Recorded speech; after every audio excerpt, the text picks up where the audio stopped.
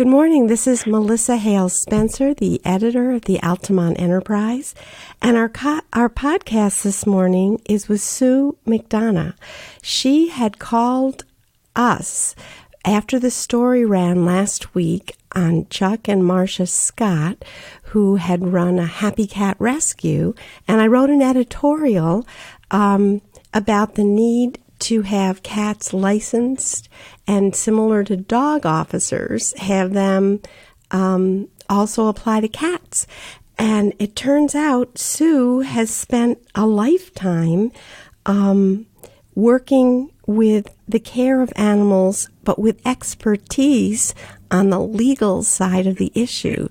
So we had so much to learn from Sue, we thought we'd do a podcast so more people than just me could hear about what she has to say. So thank you, Sue, and welcome. Oh, welcome. Thank you very much. And good morning. Thank you for having me on your show. And I am a retired police officer. I was with the state police for 26 years, and when you're in the state police and you do something that most other officers don't do, they kind of make you the resident expert, and my concern was always animal cruelty. And when police go through the academy, they don't get the training in the cruelty laws because they are found in ag and markets law, and the police learn the penal law, criminal procedure law, and vehicle and traffic when they go through the academy. They get very little, if any, training on the agriculture and market laws. So actually, the law does state that it is up to the police under Section 371 of the agriculture and market law. It states that it's up to the police in New York State to make arrests for animal cruelty. We must. SPCAs, humane societies, are private organizations. They're not under any federal or state mandate to investigate animal cruelty crimes or make arrests for animal cruelty. But a lot of folks in the state, including our legislators and police officers and town officials, they aren't aware of this.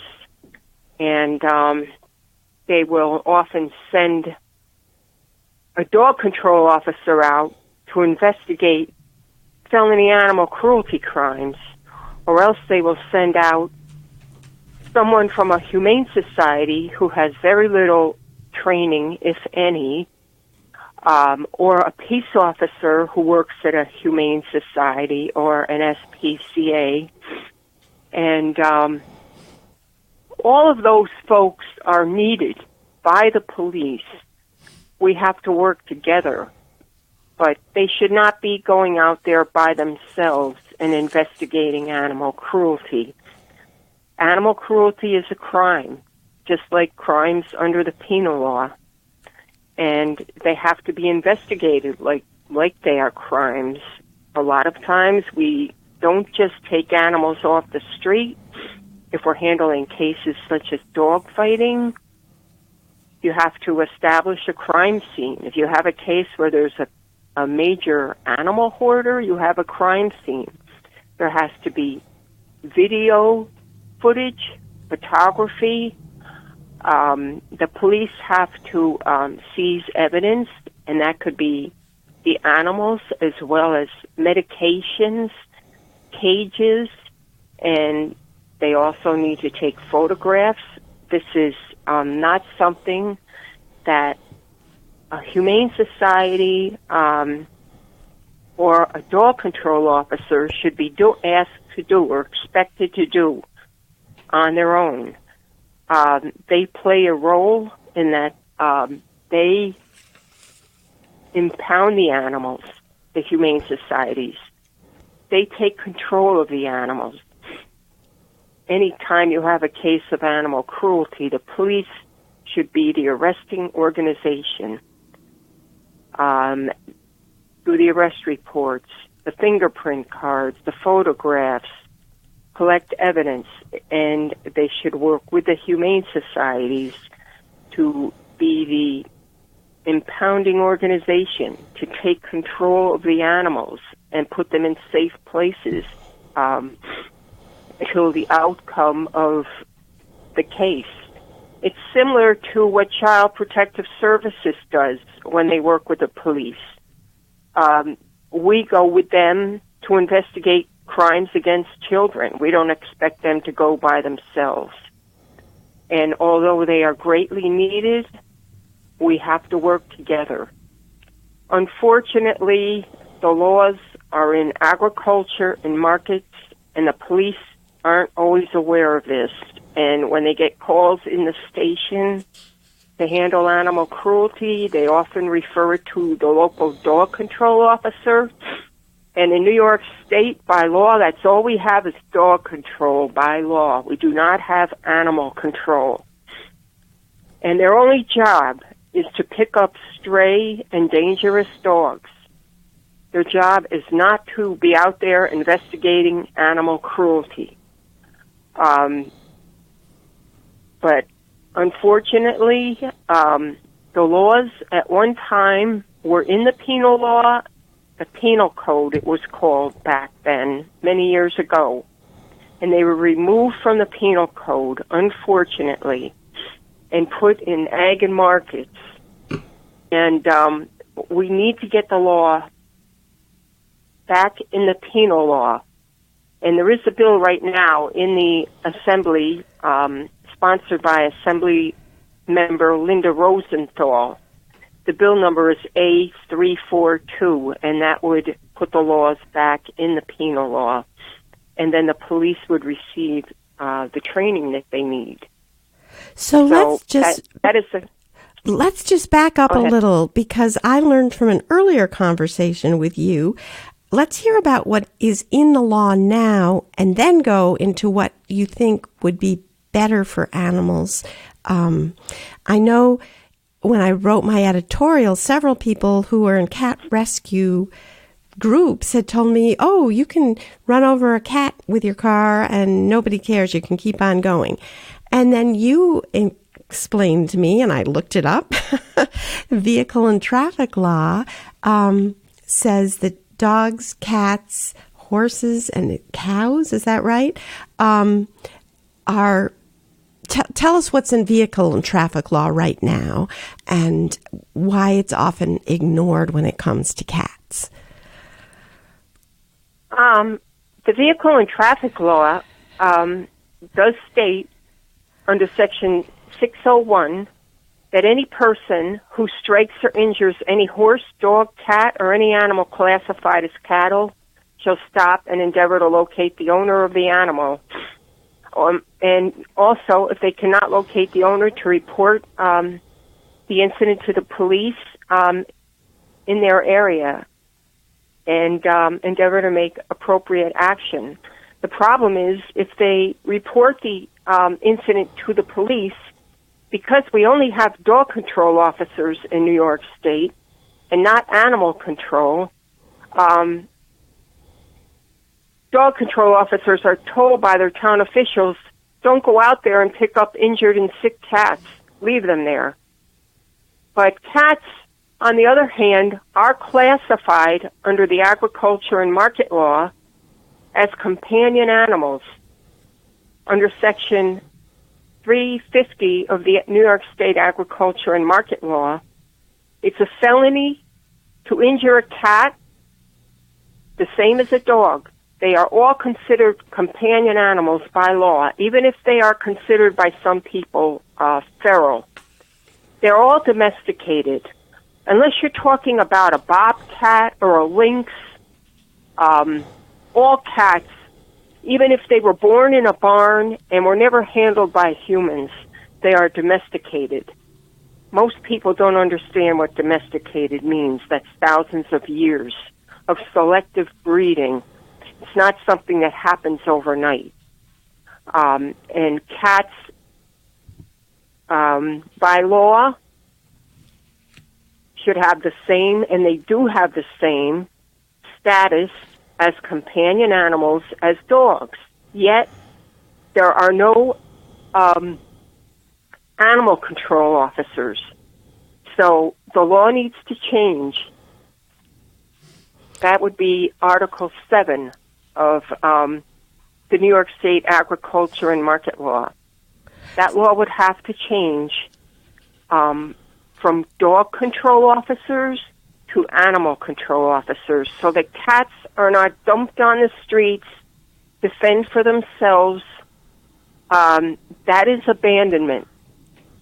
That's abandonment under the New York State Agriculture and Market Law. Animal shelters have no legal authority to invite people in to remove cats to be dumped on the street. They have to be treated just like dogs. There's a section under the New York State Agriculture and Market Law, under Section 374, that states that humane societies must either adopt out pets that they receive in their care and control.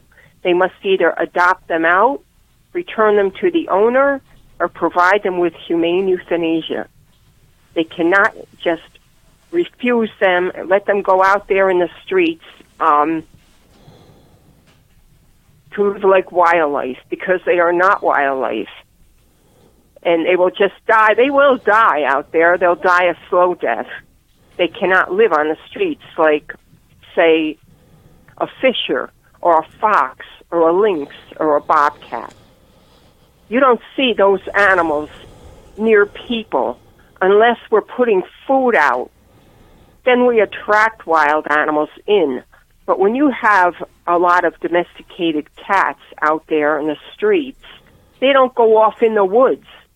They stay close to people because they're domesticated. They want to be near us. They want to be with us. But we do need so that's the section in the Vehicle and Traffic Law. And then tell us about what is currently in the Ag and Markets Law. And then we'll look at, how it could be better if it were in the penal law. But what is there now that would protect cats and could be used by police if they knew how? Well, what is in the Agriculture and Market Law right now is the definition of companion animal, which is any dog or cat, and also abandonment. It states that any person who abandons any animal is guilty of a misdemeanor, and that applies to any animal, dogs or cats. But the laws that are in Ag and Markets, there is a section which is used most of the time, Section 353, which states that it's a misdemeanor to unjustifiably injure, mutilate, beat, or kill any animal, whether wild or tame. And this section, 353, applies to any animal, not just dogs and cats. It applies to farm animals. It applies to wildlife. If people were to torture a bird, take a bird, for instance, and torture it, they could be arrested under 353, and that is in the Agriculture and Market Law. However, because these laws are under the Agriculture and Market Law, the police don't see them. Some of them never use them. They don't get the proper training in how to apply these laws. There's laws under the Agriculture and Market Law that make it a felony to injure any companion animal, any dog or cat, or any other animal that's considered a companion. If you have a pet rabbit, if that animal is injured by someone for no justifiable purpose, injured or killed, then it would be a felony. But these are laws that are in the Agriculture and Market Law. they should be in the penal law, where the police will learn these laws and learn how to apply them. The laws are very vague. They're vague because they apply to every animal except a human being.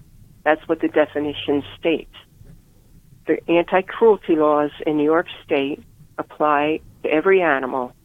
Any animal that is being unjustifiably injured or killed. So that's what we need to be concerned with. We need to have legislation that will change the agriculture and market law and put it in the penal law and make dog control officers animal control officers. And also that will transfer these sections of law back to the penal law where they once were. There's old case. Go ahead. I was just going to say, you do a lot of training workshops for law enforcement, and you were giving me earlier a very extreme example. I think you said it was a rabid raccoon that was in a mall parking lot, and a police car, I guess with the officer being afraid of rabies, repeatedly ran over the animal with a car. And if you could just kind of highlight some of the things, even with the laws it is now, because it's so hard to get legislation, but what officers could be doing now, the kinds of things that you teach when you do these workshops that would educate the police that are out there now trying to do their job, but just maybe haven't been trained with the sorts of things you do in your workshop on ways to enforce what's there now. Well, I taught myself these laws when I went through the academy back in 1978. There really wasn't training on how to handle animal cruelty. And so the organization that I'm affiliated with, the New York State Humane Association, together and with some DAs in this area, we put together a manual for police on investigating animal cruelty. And that's on the website of the New York State Humane Association.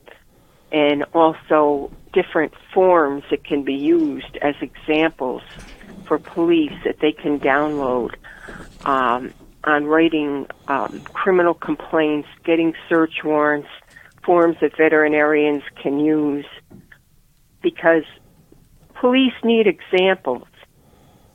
And if they've never worked on a case of animal cruelty, you have live evidence. And unless they've actually handled these cases, they need a place to go, a reference point. And this is one of the few that I'm aware of in the state. So I would say that any police officers that are out there, they should, check out the website of the New York State Humane Association, and they can print any of the forms that we have there and read our manual. It has quite a bit of information that was collected by, as I said, district attorneys and veterinarians, as well as other police officers on how to handle animal cruelty. So that is available to police officers. And I would say that if they have a case of animal cruelty in their area, they should reach out to their local humane societies and SPCAs for assistance. Mm-hmm. Reach out to their local dog control officers for assistance, and they should get to know these people before something happens. Get to know who the reputable rescue groups are in your area. There's many groups that are very reputable. There are some that aren't, just like everything else. don't wait until you have a situation where you have to seize 60 cats or 30 horses, and you have no place to put these animals if you have to remove them. So that's the advice that I would give them. Get to know these other folks in the area that work with animals, and make sure that before you ask them for assistance, you check out their facilities. And if someone claims to be a rescue person and they don't let you on their property or wherever they're keeping these animals, then that isn't the person I would ask to assist me. Do you have two things have come to mind as you've just been talking? One is your website, which is the website of the New York State Humane Society, which is which is just filled with fascinating information.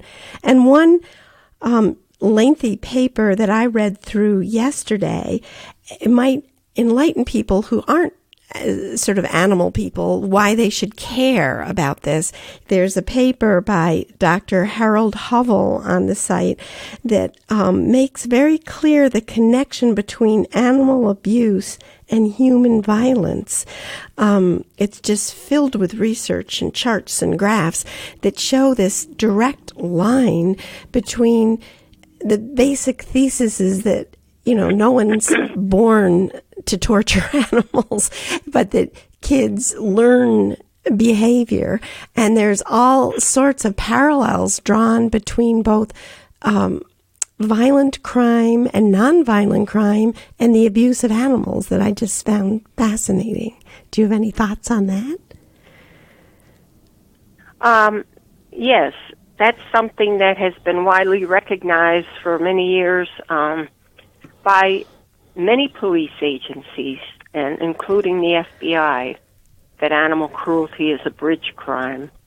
And it just stands to reason that if children are torturing animals, there's a problem. If the teachers are aware that this is happening, kids go to their teacher and say, Jimmy Smith set his dog on fire, that's a red flag, and somebody should be looking into it before, the problem escalates. And animal cruelty is a bridge crime, and if it's ignored, it leads to other crimes. Most, if not all, of the serial killers started out torturing animals.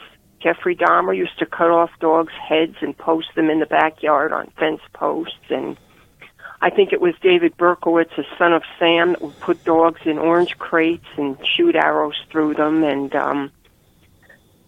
you can read about all these serial killers and the hideous things they did to animals, and nobody thought anything about it. And also cases that I have personally been on myself, where animals were abused. There's violence going on in the home. Women and children could be getting abused.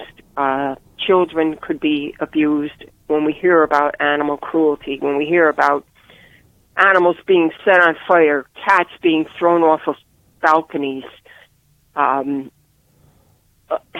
being hung, different things like that, there's definitely a very serious problem there, and we do need to go and check out the family, because it's not going to be a good situation most of the time, and that also applies to neglect. I've gone to properties where there's been 10 or 15 dogs on chains outside with little or no food. I had one case where a guy was getting roadkill animals, scraping them up off the streets, and that's what he was feeding his dogs that were chained up outside.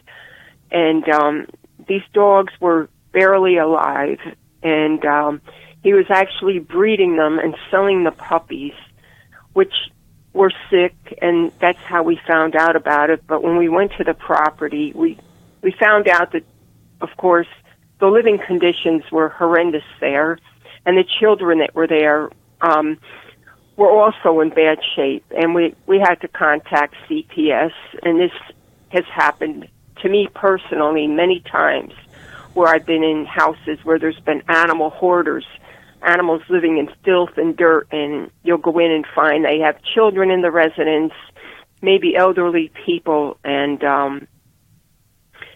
so we end up calling in adult services and child protective services. So it definitely does lead to other crimes, and that's one of the reasons why the police need to investigate these things. I've gone into houses where they had a dog fighting pit in the basement, and they were fighting dogs, and you see their yard. The dog fighters call it a yard of pit bulls in the backyard that they use for fighting, and we get a search warrant based on the implements of fighting that we see outside.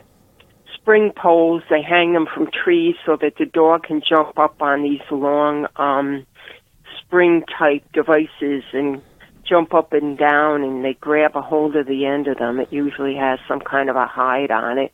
They jump up and down to strengthen their jaw muscles for fighting. And you see these things hanging and other implements used to train dogs. So we go in and we get guns and drugs. I mean, these are criminals, these people. They're outlaws. And they're going to have guns and drugs. They're into fighting dogs. It's a big enterprise.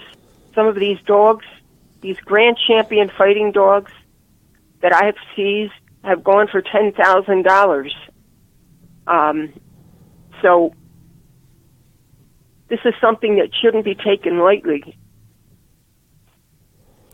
So what has kept you at it all these years? It sounds like a very difficult job. You're experiencing a lot of pain and torture that you seem to be very sensitive to. I mean, how do you steel yourself and proceed with this work? It's no different than working at an animal shelter every day, or being a doctor and dealing with trauma, or being a veterinarian and having to deal with animal suffering. I think that you have to go with the attitude, and other folks that I work with feel the same way. You have to go with the attitude that you're making things better. When I go to a place where animals are suffering, my goal is to end their suffering, one way or another. It's not to save every animal, and I know some people don't understand that, but we can't save every animal. I've worked in animal shelters. Even when I was a state trooper, I volunteered part-time at animal shelters, and we couldn't save every animal, but the shelter that I worked at the time, we didn't turn anything away. At the end of the day, we might have had to euthanize some animals, but they were no longer suffering. They died a painless death, and they died a death with dignity in the arms of people who loved them, and they didn't know that they weren't going to wake up. It's no different than putting an animal out to spay or neuter it, or do an operation. They wake up. Animals that are suffering or unwanted or extremely dangerous, we need to end their suffering. As pet owners, we have an obligation to see that animals don't suffer, and we have to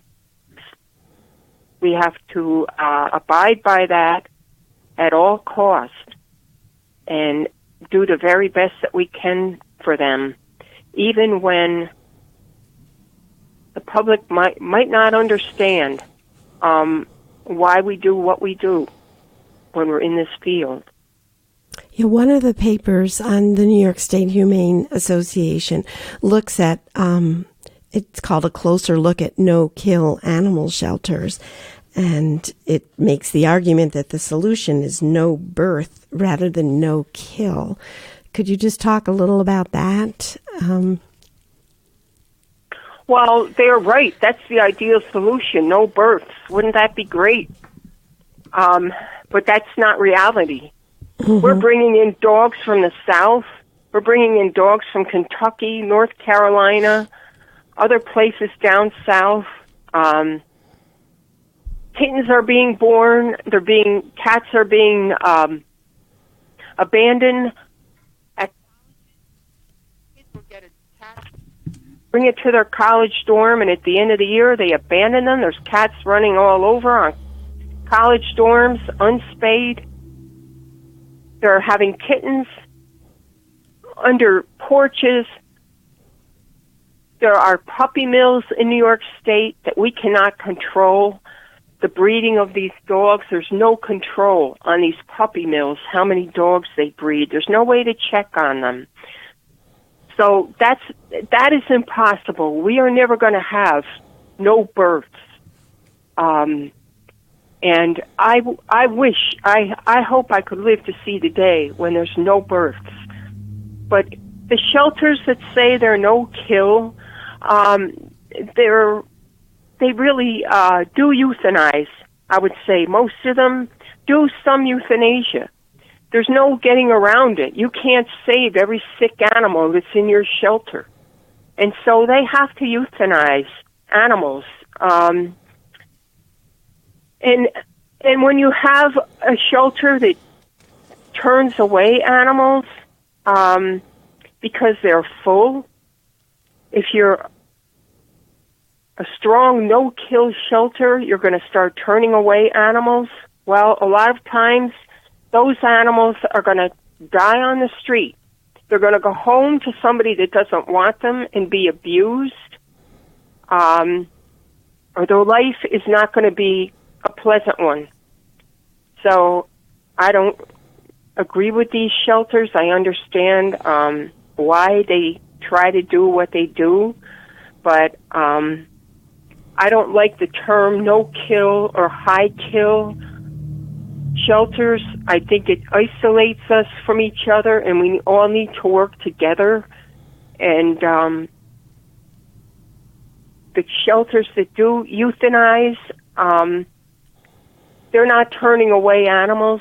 They're accepting animals, which is what happened where I used to work many years ago. And we did the best for the animals. It wasn't about us. It wasn't about making the public happy. It wasn't about giving people a false idea that all animals are going to have a happy life, because they don't. And for some of them, humane euthanasia is it's the only solution. I know of places where they've had dogs that are not adoptable because they're dangerous in shelters, locked in cages for their entire life, 10 years, 12 years. And these dogs are going around in circles. And I'm wondering who thinks that's humane. So we have to have shelters that are responsible and do the best thing for the animals, and not what satisfies the public out there who have no clue on this entire problem. So you've mentioned several times earlier when you were saying police, you get to know the rescue groups in their area, and now talking about different practices in shelters.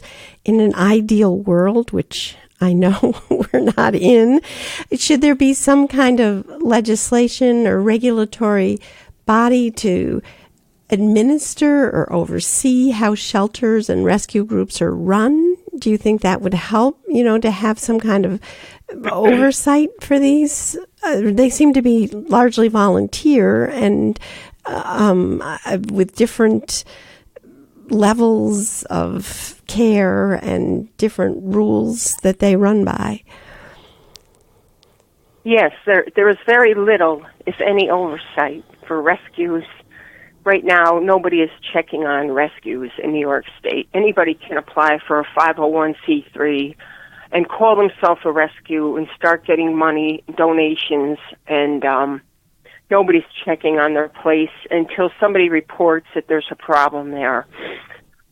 animal shelters are regulated if they have a contract with the municipality to take in stray dogs. That's the reason why they get checked by Ag and Markets once a year, and they will go in and check on the dogs. I don't think they even check on the cats, but they will check on the dogs if they have a contract. There are some private humane societies that don't have a contract to take dogs, so they're not checked by anybody. And I believe that any entity that's taking control of animals should be checked.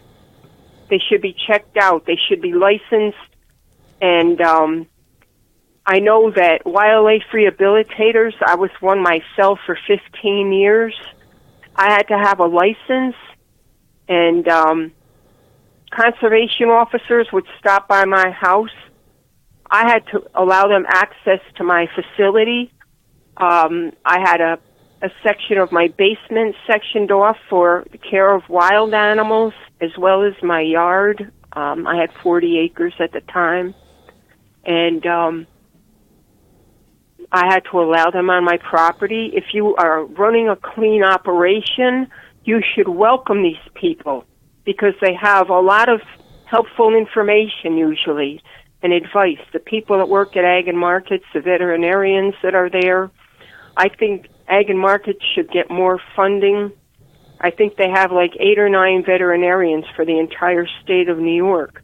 They should have a veterinarian, at least 2 for every county. And they should be able to go and check on all of these facilities. They should all be licensed. Anybody that is taking in animals. And if you have a veterinarian coming to visit you and check out your facility, I mean, that's almost like having free vet care. You have somebody coming that can offer advice, that can tell you, this dog looks like it's getting sick, or this one has a skin problem, or these animals need their toenails clipped. They could be helping you. And we could be avoiding a lot of these situations where it gets to the point when you have to bring in the police and take animals away. As a police officer, I never wanted to take people's animals away. I don't think any of the police want to do that. That's the last thing we want to do, is have to deal with a case like that. It's overwhelming. So, yes, I believe that every one of them should be regulated. Well, our time has gone so fast. Do you have any closing thoughts for people? This has been so informative.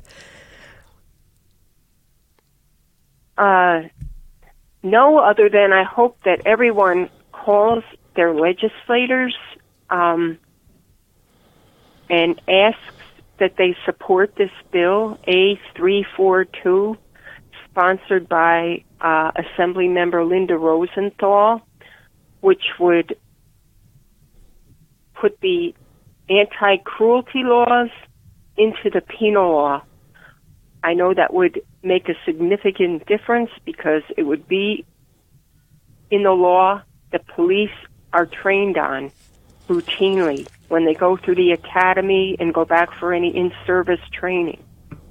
So if that happens, if that law passes, it will be make some very positive changes for animals in New York State. Well, thank you both for your expertise and for your years of dedicated work for the welfare of animals. Thank you for having me on your show.